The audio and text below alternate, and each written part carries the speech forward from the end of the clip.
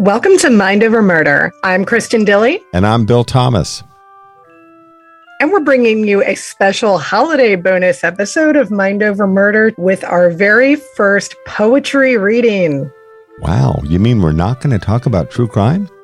We are not. There was no way to make Santa Claus into a serial killer, so we decided to just do a straight-up holiday classic. I like it. We are going to read in tandem for you all A Visit from St. Nicholas, which most people know as The Night Before Christmas. Some people say 'twas the night before Christmas. And if you would ask my students what 'twas means, they would not be able to tell you.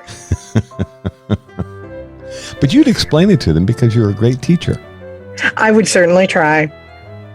'Twas the Night Before Christmas, or The Night Before Christmas, or A Visit from St. Nick, whatever floats your boat, was first published anonymously in 1823, and the authorship was later claimed in 1837 by a gentleman by the name of Clement C. Moore.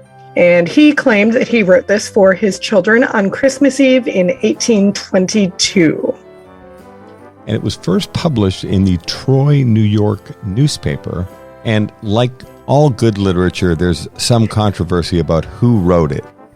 There's actually another gentleman who claimed that he wrote A Visit from St. Nicholas, but we'll leave it with Clement C. Moore. This has been called the best known verses ever written by an American. And it is responsible for some of these concepts that we have of Santa Claus today. So for your listening pleasure, A Visit from St. Nicholas by Clement C. Moore. 'Twas the night before Christmas, when all through the house not a creature was stirring, not even a mouse. The stockings were hung by the chimney with care, in hopes that St. Nicholas soon would be there. The children were nestled all snug in their beds, while visions of sugar plums danced in their heads, and Mamma in her kerchief and I in my cap had just settled down for a long winter's nap. When out on the lawn there arose such a clatter, I sprang from the bed to see what was the matter. Away to the window I flew like a flash, tore open the shutters, and threw up the sash. The moon on the breast of the new-fallen snow gave the luster of midday to objects below, when what to my wandering eyes should appear but a miniature sleigh and 8 tiny reindeer. With a little old driver so lively and quick, I knew in a moment it must be St. Nick.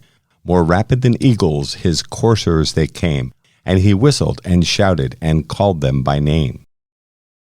Now Dasher, now Dancer, now Prancer and Vixen, on Comet, on Cupid, on Donder and Blitzen, to the top of the porch, to the top of the wall, now dash away, dash away, dash away all.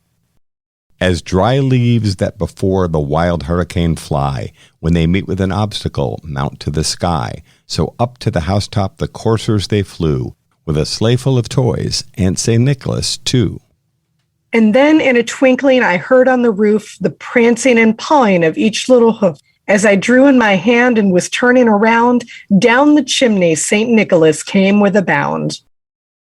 He was dressed all in fur from his head to his foot, and his clothes were all tarnished with ashes and soot. A bundle of toys he had flung on his back, and he looked like a peddler just opening his pack. His eyes, how they twinkled, his dimples, how merry. His cheeks were like roses, his nose like a cherry. His droll little mouth was drawn up like a bow, and the beard on his chin was as white as the snow. The stump of a pipe he held tight in his teeth, and the smoke it encircled his head like a wreath. He had a broad face and a little round belly that shook when he laughed like a bowl full of jelly. He was chubby and plump, a right jolly old elf, and I laughed when I saw him in spite of myself.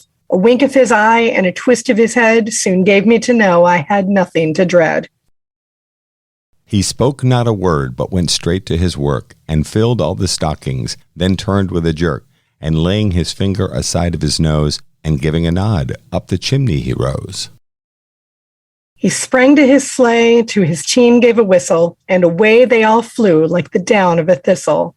But I heard him exclaim, ere he drove out of sight, "Happy Christmas to all, and to all a good night." From both of us here at Mind Over Murder, we'd like to wish you a Merry Christmas, a Happy Holidays, and a happy and healthy new year.